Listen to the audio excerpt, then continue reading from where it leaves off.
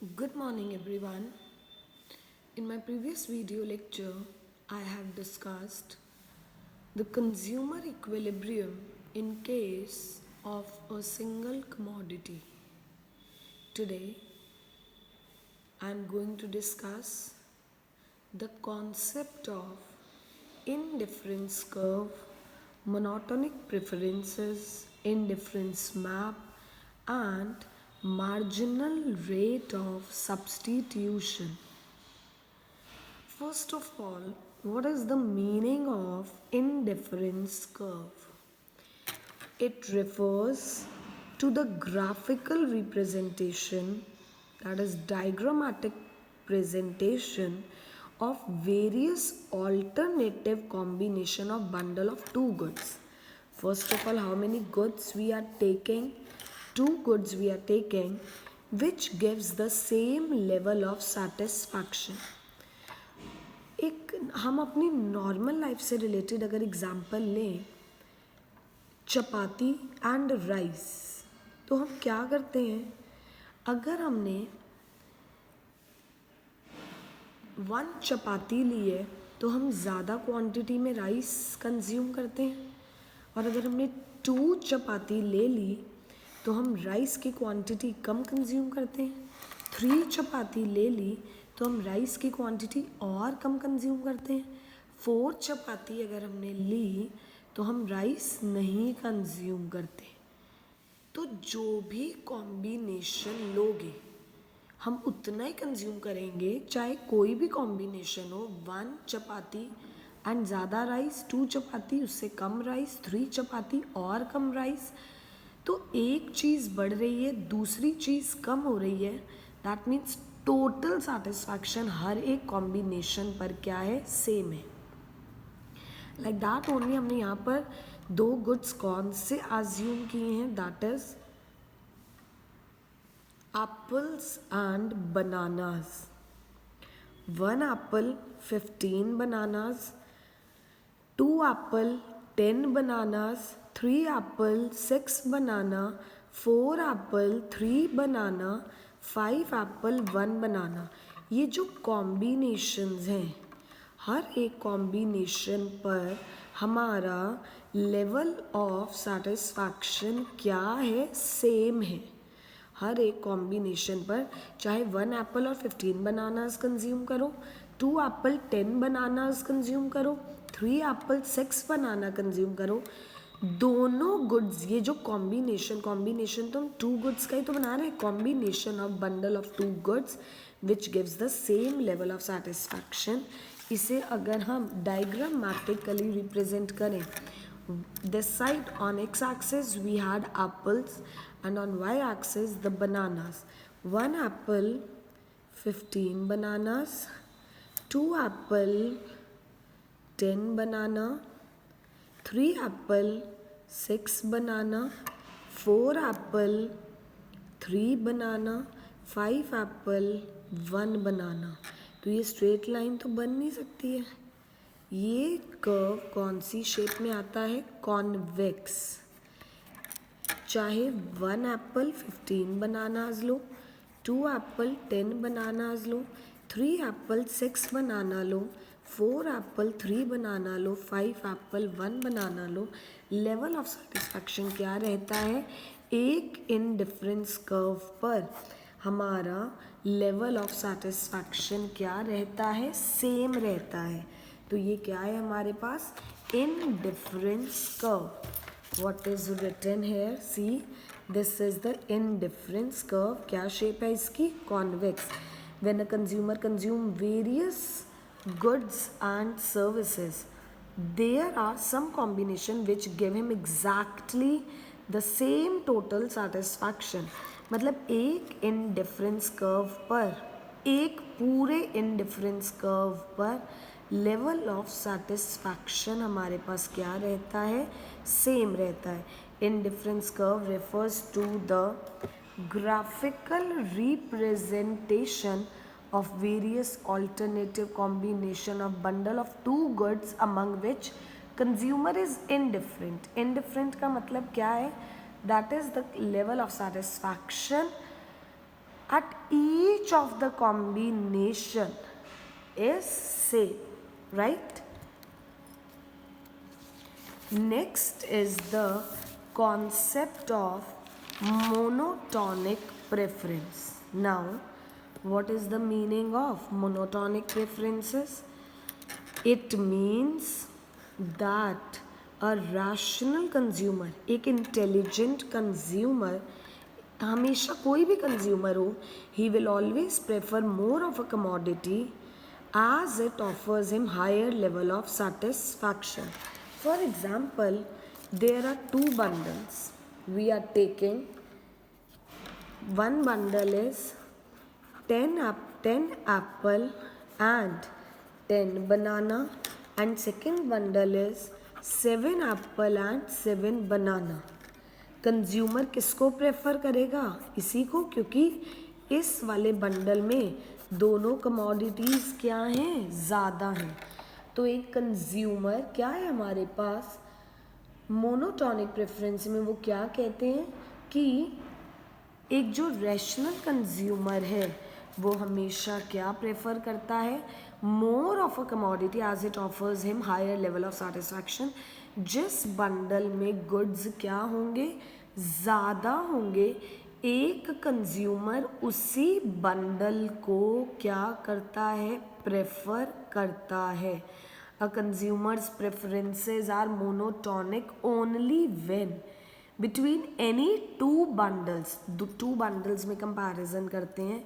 He prefers the bundle which has more of at least one good and no less of the other. एक और example देखते हैं कि अगर हमारे पास कॉम्बिनेशन में क्या आ रहा है? 10 Apple and 7 banana, right, and second is 9 Apple and 7 banana. More of one good, ये गुड क्या हो रहा है? कम हो रहा है. चलो ये तो इक्वल है. हमारी कंडीशन क्या है? More of one good and no less of the other. चलो दूसरा कम तो नहीं हो रहा, लेकिन ये ज़्यादा भी तो नहीं हो रहा. तो कंज्यूमर यही प्रेफर करेगा as first bundle contains more of apples although bananas are same.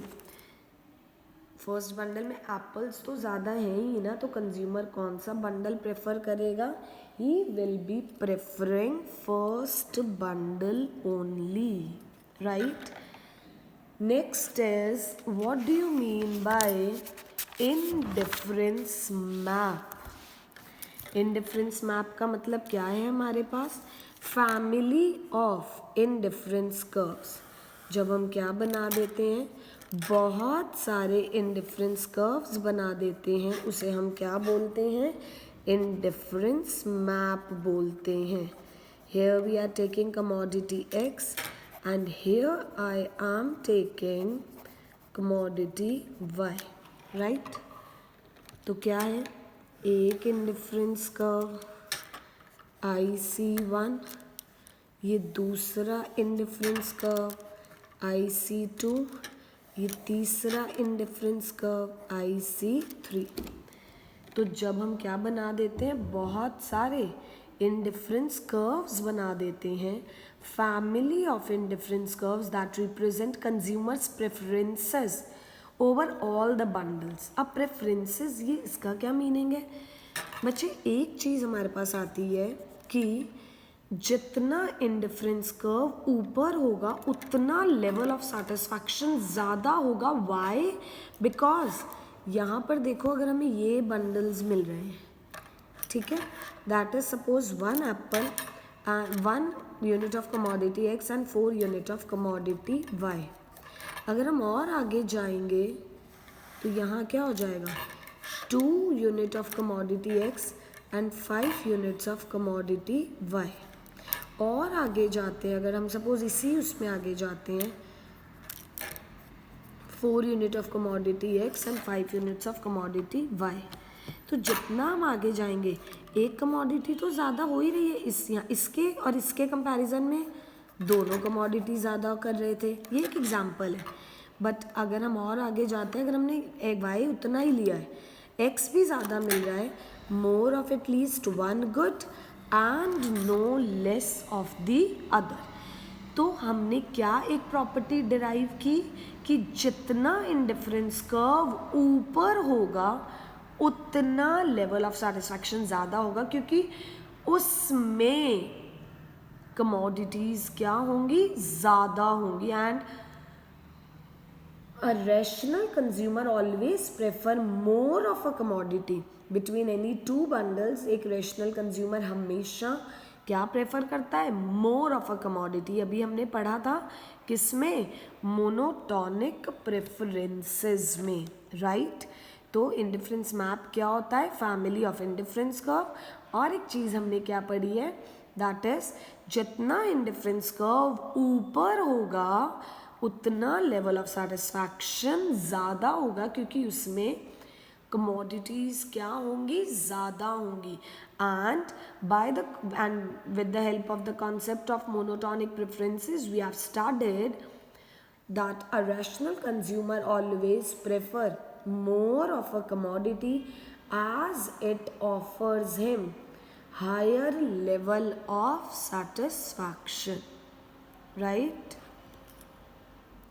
Next is marginal rate of substitution.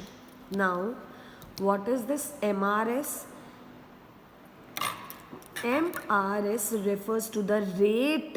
अब हम एक रेशो निकालेंगे at which the commodities can be substituted with each other so that total satisfaction of the consumer remains the same. क्या है हमारे पास, क्या formula है MRS का, units sacrificed upon units gain. हम कैसे निकालते हैं MRS, 1 Apple 15 bananas, right, 2 Apple 10 bananas. ऊपर तो हमें नहीं पता क्या कमोडिटी, तो हमने फर्स्ट क्या ले लिया, ब्लैंक. देन कितने यूनिट सैक्रिफाइस किए बनाना के, 5 यूनिट. कितने लेने के लिए, 1. देन 4 यूनिट कितने लेने के लिए, 1. देन 3 यूनिट सैक्रिफाइस किए कितने लेने के लिए, 1. देन 2 यूनिट सैक्रिफाइस किए कितने यूनिट्स लेने के लिए, 1. हमारे पास MRS क्या हो रहा है, फॉल हो रहा है, राइट. MRS क्या हो रहा है, फॉल हो रहा है. तो पहले तो ये MRS का डायग्राम हमारे पास क्या बनेगा, वही इंडिफरेंस कर्व का ही डायग्राम बनेगा. बस हमने हमारा मेन ये कॉन्सेप्ट पढ़ने का रीज़न क्या था कि इंडिफरेंस कर्व की शेप कॉन्वेक्स ही क्यों आती है. Why indifference curve is convex to the origin, because MRS क्या हो रहा है, फॉल हो रहा है.